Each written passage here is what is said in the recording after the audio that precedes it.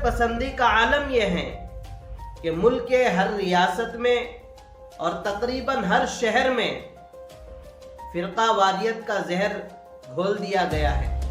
ہماری ایک ہندو بہن اس کے بارے میں کیا کہہ رہی ہے آپ ضرور سنیں۔ ایسے ہی برے وقت کے بارے میں حضرت مولانا ابو الحسن علی ندوی رحمۃ اللہ علیہ کئی سال پہلے کہہ چکے تھے۔ مولانا ابو الحسن علی ندوی رحمۃ اللہ علیہ کئی سال پہلے جو بات بتائے تھے وہی بات تمل ناڈو اسمبلی میں کہی گئی ہے۔ ہم نہیں جاگیں گے اور قانونی اعتبار سے نہیں لڑیں گے تو یاد رکھیے آئندہ ہماری آنے والی نسلوں کو مکمل طور پر تمام عبادتوں سے روکا جائے گا۔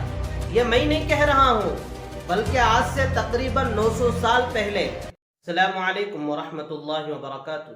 ملک بھر میں اس وقت جو حالات ہیں وہ انتہائی تشویشناک ہیں۔ پورے ملک میں افراتفری مچی ہوئی ہے، بے اطمینانی اور غیر یقینی کیفیت کا ماحول پیدا ہو گیا ہے۔ شدت پسندی کا عالم یہ ہے کہ ملک کے ہر ریاست میں اور تقریباً ہر شہر میں فرقہ واریت کا زہر گھول دیا گیا ہے۔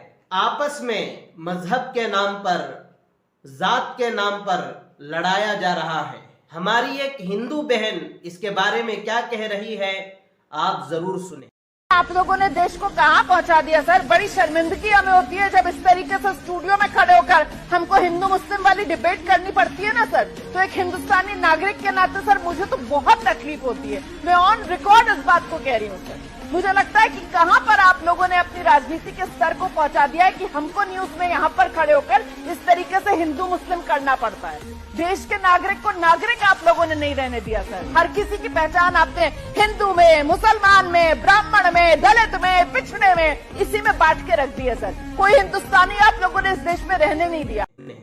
ایسے ہی برے وقت کے بارے میں حضرت مولانا ابو الحسن علی ندوی رحمۃ اللہ علیہ کئی سال پہلے کہہ چکے تھے اور اس کا علاج بھی بتا چکے تھے، خود ان کے زبانی سنیں۔ علم میں کمال، خشیت الہی اور سنتوں کی پابندی اور عبادت کا ذوق اور اصلاح کی کوشش۔ آخر میں ایک بات کہہ کر ختم کرتا ہوں کہ دیکھیے اس وقت ہندوستان میں ایک ایسا دور آیا ہے جو ہمارے علم میں اس سے پہلے کبھی نہیں آیا۔ دور اکبری کو کسی قدر مشابہت ہے لیکن دور اکبری بھی اس درجے میں خطرناک نہیں تھا یہ دور ہے جو اب چل رہا ہے۔ وہ یہ کہ اس وقت اکثریت نے یہ طے کر لیا ہے کہ اس ملک کو اسپین بنا کر رہیں گے وہ، یعنی اس میں مسلمان رہیں گے لیکن اپنے تمام ملی تشخصات کو چھوڑ کر وہ یعنی ابھی زبان پر یہ بات نہیں آئی لیکن ہمیں معلوم ہے، ہمیں ایسے لوگوں سے ملنا ہوتا ہے کہ اذانیں بھی زور سے نہ ہو۔ لاؤڈ اسپیکر تو خیر الگ چیز ہے، وہ کوئی مسنون چیز نہیں، اذانیں بھی زور سے نہ ہو۔ مسجدوں کی کثرت بھی اور مسجدوں کا جائے وقوع بھی اور مسجدوں کا وجود بھی خطرے میں ہے۔ اور بابری مسجد کے ساتھ جو واقعہ پیش آیا اس نے اس کے راستہ کھول دیا ہے۔ اور وہ ہندو صاف ہندو اخبار نویس اور کالم نگار اور ان کے ذرا سوچنے سمجھنے والے انگریزی اخباروں میں جو مضامین نکل رہے ہیں اور ہندی اخباروں میں اس میں صاف یہ ہے کہ یہاں مسلمانوں کو بالکل ہندو بن کر رہنا ہوگا، ہندوستانی بن کر رہنا ہوگا، یہاں مسلمان بن کر رہنے کی گنجائش اب نہیں ہوگی۔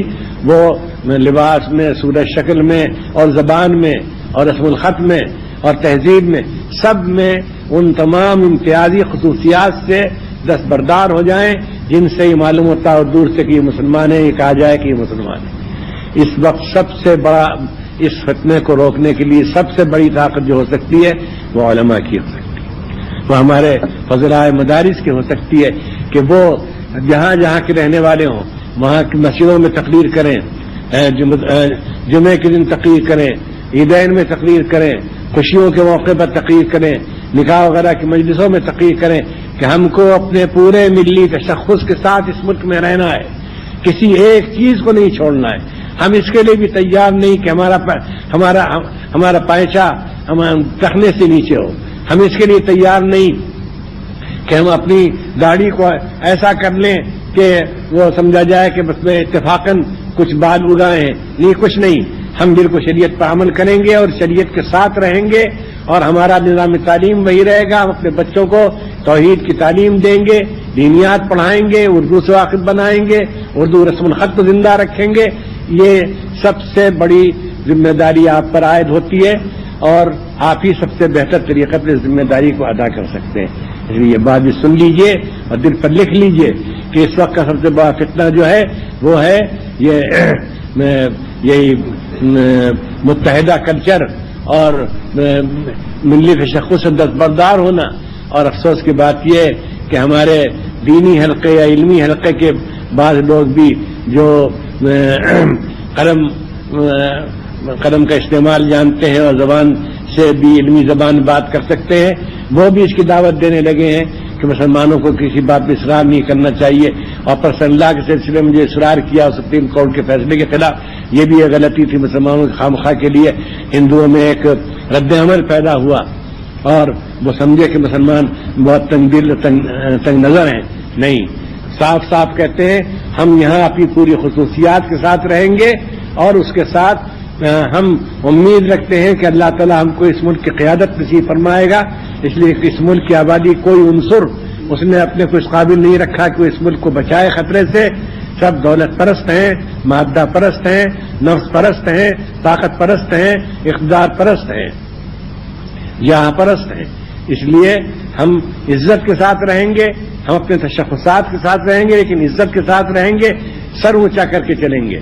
ہماری نگاہیں شرم سے جھکی ہوئی نہیں ہوں گی، بلکہ ہماری نگاہیں بلند ہوں گی، اور ہم سمجھیں گے کہ ہم جو کچھ کر رہے ہیں وہ صحیح ہے، اور ہندوستان کا دستور اس کی اجازت دیتا ہے، اور ہندوستان اسی حالت میں رہ سکتا ہے یہاں صحیح سلامت اور مامون و محفوظ اور خوشحالی اور خوشحال، کہ جب اس میں ایک دوسرے کو اس کی آزادی دی جائے کہ وہ اپنے مذہب پر عمل کرے، مذہبی شاعر کا مظاہرہ کر سکے اور ان کو قائم رکھے اور اپنے ملی تشخص کو برقرار رکھے. اس لیے ایسے نازک وقت میں حضرت مولانا ابو الحسن علی ندوی رحمۃ اللہ علیہ کی یہ بات سننا اور اس پر عمل کرنا اور دوسروں تک پہنچانا بہت زیادہ ضروری ہے.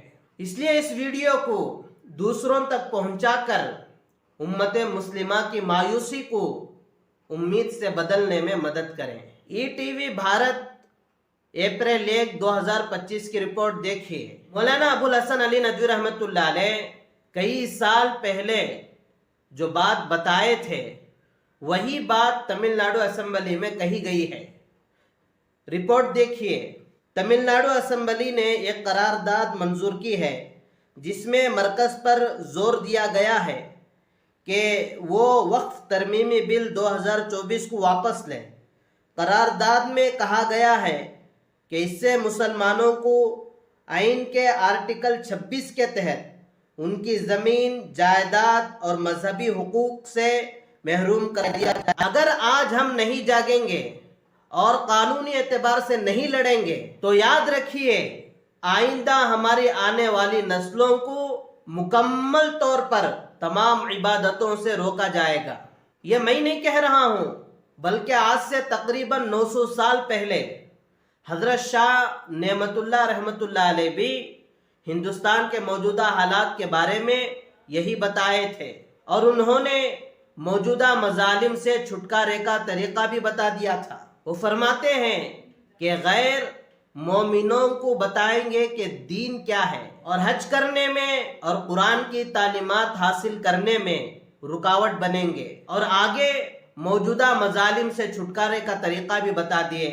فرماتے عجلت اگر بخواہی، نصرت اگر بخواہی، کن پیروی خدارا در قول قدسیانہ، کہ اگر اللہ کی مدد جلد چاہتے ہو تو اللہ کے نیک بندوں کی باتوں پر عمل کرو. اس لیے ہمارے لیے ضروری ہے کہ موجودہ دور میں اللہ کے حکموں پر اور نبی کے طریقوں پر اور صحابہ کے نقش قدم پر اور اولیاء اللہ کے اشاروں پر چلنے کی ضرورت ہے.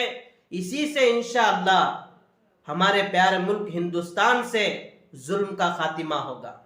اگر یہ ویڈیو اچھی لگے تو ضرور اس ویڈیو کو دوسروں کو شیئر کریں اور چینل کو سبسکرائب کرنا نہ بھولیں۔